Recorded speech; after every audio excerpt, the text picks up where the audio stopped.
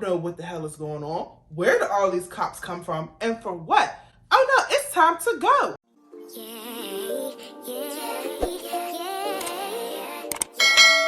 Hello, loved ones. Hey, how y'all doing? What's up? Wait. Today we are talking about how I got left in another state on a girls trip. Yeah, y'all. I reshared this post on Facebook talking about how, I want new friends. I want to build genuine relationships, genuine friendships. And I made the caption that I tried this, but I got left in another state. And a lot of my Facebook friends was like, girl, you did what? How'd they leave you? I know you wanted to tussle. I mean, I did, but I didn't. And I'm going to get into it. I'm going to tell y'all why, okay? If you are new here, let me give y'all a little intro. My name is Sonya Star J, your sis with the tips. And if you are returning, welcome back. Go ahead and make sure you hit that subscribe button before you get out of here. As a matter of fact, I'm going to give you a second to do it right now. You subscribe? All right then, let's just go ahead and get right on into this story time, okay? I didn't know if I was going to tell this story publicly because these girls are still like my social media friends or whatever, but I don't care because y'all need to know what you did was wrong, okay? And I never asked why they did it. I never asked like what happened, because they just left me by myself. Like, so around 2014, 2015, I was playing around with the idea of moving out of my hometown. So I was traveling, going to different places. I had went to Miami with a bunch of my cousins and some of their friends, and I ended up meeting a guy who was from Raleigh, North Carolina. He and I kept in touch for months. So in 2015, I decided to plan a trip down to Raleigh, North Carolina. I was like, how can I make this into a fun trip? So one of the girls that I had went to Miami with was like, let's go to Myrtle Beach. I'm like, oh, that's a dope idea because Myrtle Beach Black Bike Week is lit. Well, it used to be. I don't know if it is now because every year we went and rained. But anyway, Black Bike Week was popping back then. Okay, so we were like, let's go ahead and go to Black Bike Week. And then on our way back from Black Bike Week, we're going to stop in Raleigh, North Carolina, to check it out, and then we're going to head home. Everybody knew this was the plan. All right, everybody knew this was the plan. Now, from PA to South Carolina is like a 10-hour drive. All right, 3 girls, 10 hours, 2 licensed drivers. I drove the whole way there. Now, I wasn't mad about it at first, but I was just like, it is what it is. And they would sleep the whole ride. And that's one thing I do not like. If you take a road trip with somebody, you at least gotta stay up and play the music, be on the aux. Like, how you just gonna go to sleep? That should have been my red flag number 1. That should have been my red flag, but I wasn't thinking about it, right? I was just like, let's just get us there and let's just, make the most of this trip. We get to South Carolina and everything is cool. Our hotel is nice. We're having fun. We walking along like the streets and stuff. And if you've ever been to Black Bike Week, you know how it gets. We was getting pulled in every direction and people calling my name, trying to take pictures with me like I'm a celebrity. I'm feeling like Ashanti, honey. Like, I felt like I was that girl at Black Bike Week, okay? It was fun. Like, it was fun until we got to the end. Okay, while we were there, we went parasailing, zip lining. We did a bunch of stuff. Like, we were having fun. We were meeting new people. Everything was going okay. I think we were there for like 4 or 5 days. 4 or 5 days. And I thought everything was fine. The entire week we were there, it was raining and cold. And I don't know what they doing with the weather up there, but every single year, on Memorial Day weekend, it rains, and it's not like a regular rain. It's a cold rain. For us to be in South Carolina, it was freezing. My toes was cold and hurting, y'all. On our last day there, me and the 2 other girls I was with, I'm just gonna call them Jasmine and Erica, okay? I had met some guys while I was there. Jasmine had met some guys while she was there. And Erica, I think she was in a relationship, so she wasn't meeting nobody. She was just there because she was Jasmine's friend. So I had met a guy and he was like, come down here. It's popping. We got bottles. It's a party. Come down here. It's lit.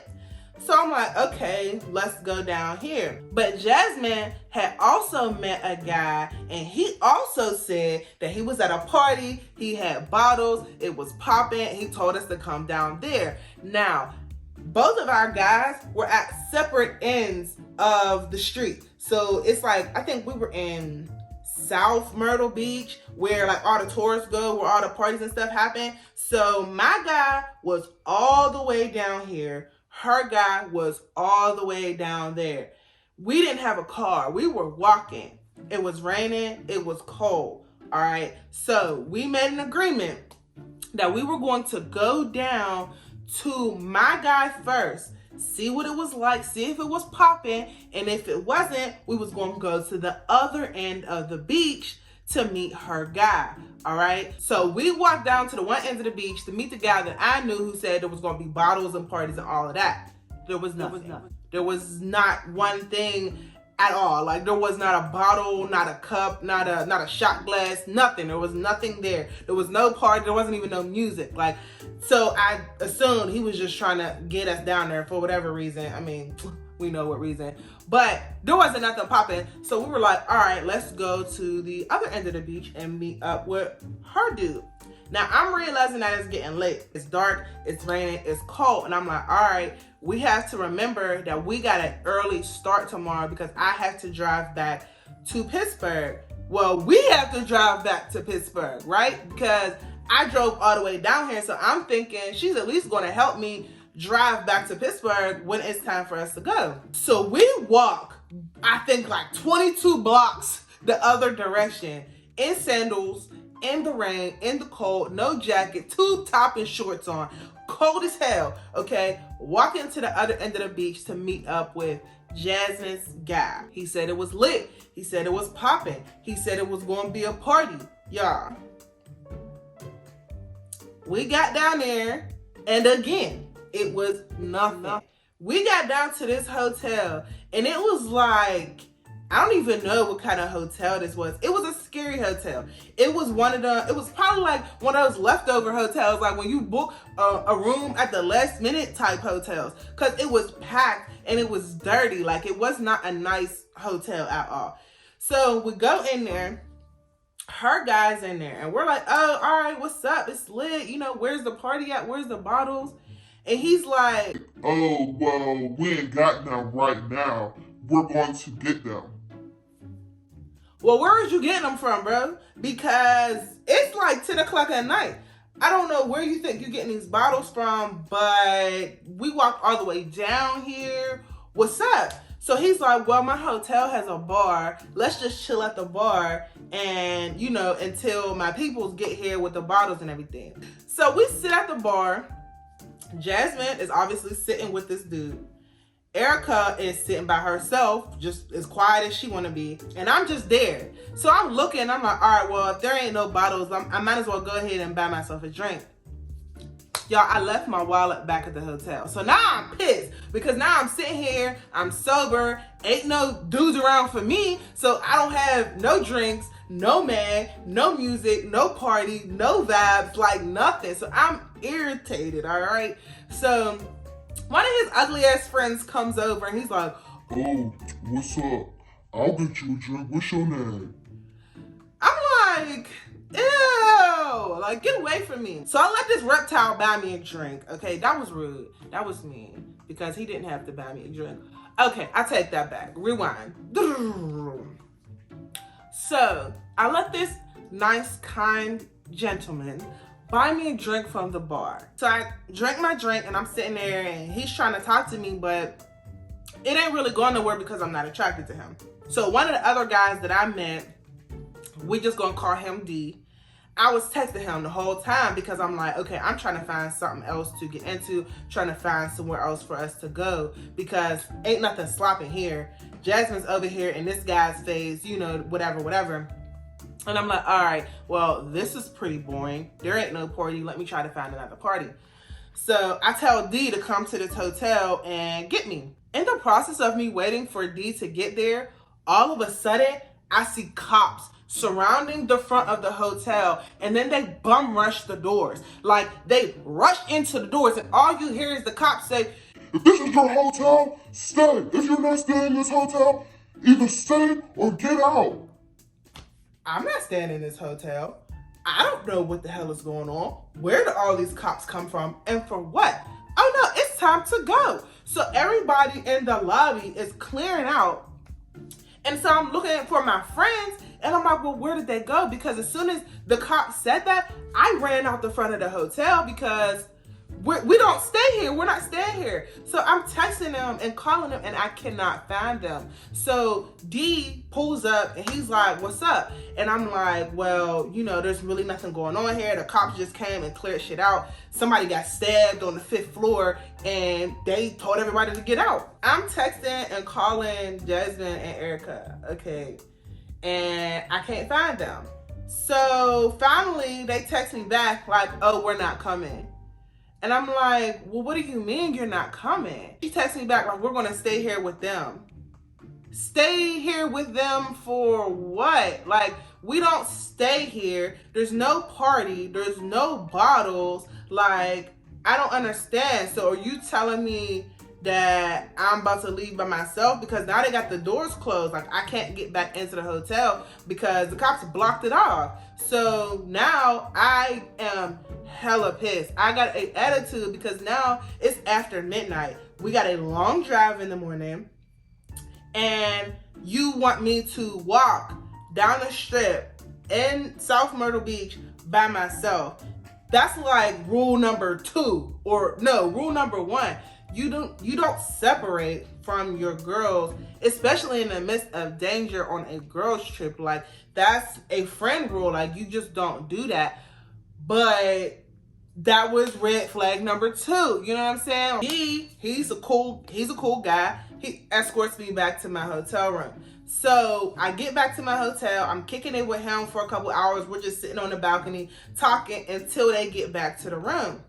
They get back to the room and I explained to them why I was upset, like why I had an attitude. But after I explained why I had an attitude, I felt like everything was okay. She said, well, I don't understand what the big deal was, or I don't understand what the big deal is. And I'm thinking in my head, like, how don't you know what the big deal is, sis? Like, what? Like, obviously you don't have no friend etiquette. Obviously. And I should have known this prior to. You need to get details about how people operate in their friendships before you go on trips with them and go to different states and invest with them and do anything with people. Know how they think, okay? Because I was unaware, completely unaware. She's like, well, I don't understand what the big deal is. I'm like, okay, I got everything off my chest. I explained how I felt. You know now. I'm thinking, we're good. Everything's fine. We're going to go to sleep, wake up, and head back to Pittsburgh. Actually, we're taking a detour to Raleigh before we head to Pittsburgh. So the next morning, we wake up, we pack all of our stuff, and we take it down to the car. So before we head back to Pittsburgh, we decided to go to breakfast. I think we went to Cracker Barrel. So we go to Cracker Barrel for breakfast. It's early in the morning, and I noticed that they take their luggage out of the car. And I'm like, okay, well, that's weird. Maybe they have something in their luggage that they need, you know, I don't know. Maybe they have something in their luggage that they need for breakfast. Maybe they're on their period or something. I don't know. But now that I think about it, why would they both need their luggage at breakfast? I don't know. Whatever the case may be. I did not think anything of it. All right? I didn't think anything of it. I wasn't paying attention, really. I'm sitting at the breakfast table. We order our food. We eat. And I'm like, all right, you know, let's go. So I'm getting up to leave.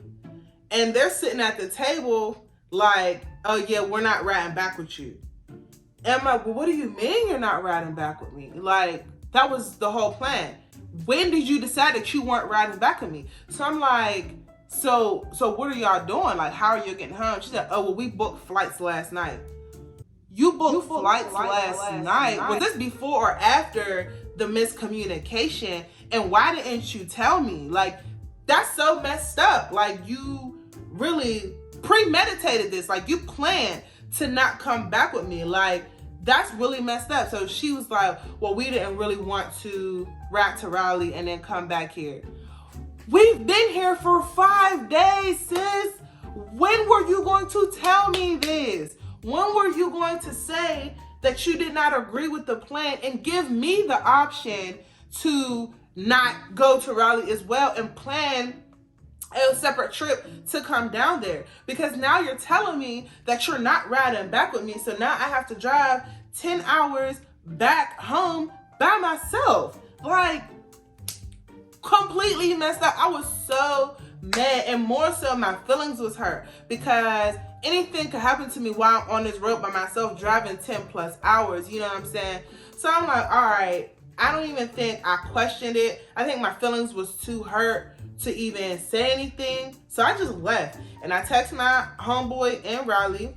I went to go visit him, checked out the city, met his family. His sister gave me a job opportunity as a nanny. I ended up turning it down, but he took me to the mall. So I made the best out of it. It's getting late, so I'm like, all right, let me head back to Pittsburgh because, you know, I don't want to be on the road too late. Y'all, so I'm driving from Raleigh to PA.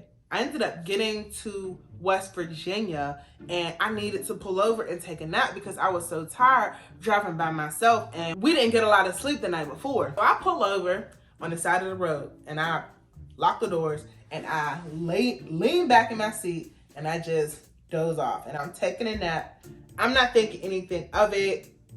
You know, it's regular, it's cool. Just for a little bit, I'm just gonna take a little nap. I hear somebody knocking on my window. And I'm like, well, what the hell is that? I'm thinking maybe it's the police. So I wake up and I see this white man. And he's standing outside of my driver's side window, staring into my window. And I'm like, well, what could be the problem? Did you need something? So me just waking up, not really thinking, not having a clear head, I roll the window down. And I asked him, like, can I help you? Is there something that I can help you with? Y'all, he reached his hand in the driver's side door and caressed my face. I think I just about died. I was so terrified. He was like, oh, I was just trying to check on you. I was just trying to make sure you were okay. Did I have a sign on my window, on my door, on my car or something that said that I needed help? Like, excuse me, why are you petting me? No, sir. I ain't never pulled off from anywhere that fast in my life. I hit the gas and I was out, and I got my ass back home. I was so upset, so scared, and so tired. Then I get home and I got a text message from her, and it says, hope you made it home safe. Bitch! Hope I made it home safe? You don't even know what I just had to go through. You don't know because you weren't there, because you caught a flight home. You caught a flight home. How? Why? Needless to say, I never spoke to her again after that. No, we are not friends. No, I didn't pull up and square up. One of my homegirls asked me that on Facebook. No, I didn't, sis. And I don't really remember why. I think I was more so hurt, maybe embarrassed, but definitely hurt. And also, I got something out of it. I was able to go to Raleigh, eat good food, meet good people, and see the city that I was going to potentially be moving to before I got here. So it all worked out. But the moral of the story is, before you decide to get into these friend groups and meet new people, get to know people's intentions, get to know their mindset, get to know them. Make sure that they're not going to leave you stranded in another state, endangered, and care about your feelings. Especially make sure that they share the same values as you, okay? If you enjoyed this story time, don't forget to give me a big thumbs up. And again, if you're new here, and even if you ain't new here and you're not subscribed, go ahead and do me a favor and hit that subscribe button. Don't leave here without hitting the subscribe button, okay? Trying to build my community. If you are interested in more of these story times, definitely let me know in the comments. Let me know what y'all think I should have did.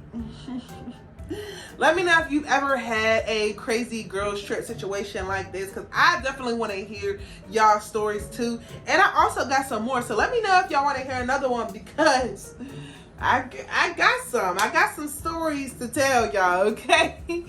All right, well, that is all that I have for you all today.